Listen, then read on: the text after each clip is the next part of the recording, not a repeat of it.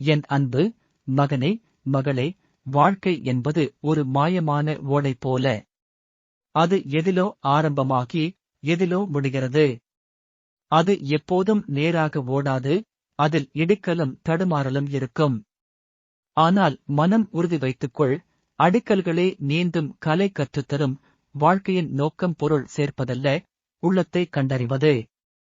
அன்பு, கருணை, சமாதானம், இதுவே உன் யதார்த்த சொத்து. பணம், பதவி, புகழ், இவை அனைத்தும் ஒரு நாளில் மாய்ந்துவிடும்.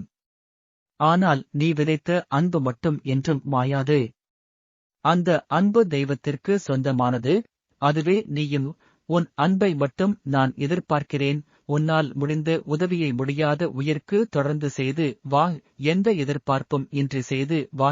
நான் உனக்கு நீ எதிர்பாராத வெற்றிகளை தருவேன். உன் வாழ்வில் வெளிச்சம் தேவைப்பட்ட எல்லா தருணங்களிலும் நான் இருக்கிறேன். என் பெயரை அழைத்தால் நான் உன் இதயத்தில் வருவேன். உன் பயம், துயரம், வலி எல்லாம் என் கையில் தங்கட்டும். நீ அனைத்தும் பெற்று வாழ்வாய். அமைதியாக இரு. அன்பே, கண்ணீரால் நனைந்த உன் இதயம் என் பாதத்தில் விழும் ஒரு மலர். வாழ்வியல் ஒவ்வொரு நாளும் எளிமையாக உன் பாதையை மாற்றுவதற்கு என் அருளை பெறுவாயாக. என் அருள் உன்னுள் எப்போதும் வழி நடத்தும். இதை விளையாட்டாக எண்ணி விடாமல் அனைவரும் நான் சென்று அடையும் படி செய்தால் நான் அளவற்ற ஆனந்தம் கொள்வேன். இதை நீ நம்பினால் ஓம் சரவண பவா, ஓம் சக்திவேல், ஓம் முருகா அருள்தா என்று பதிவு செய்துவிடு.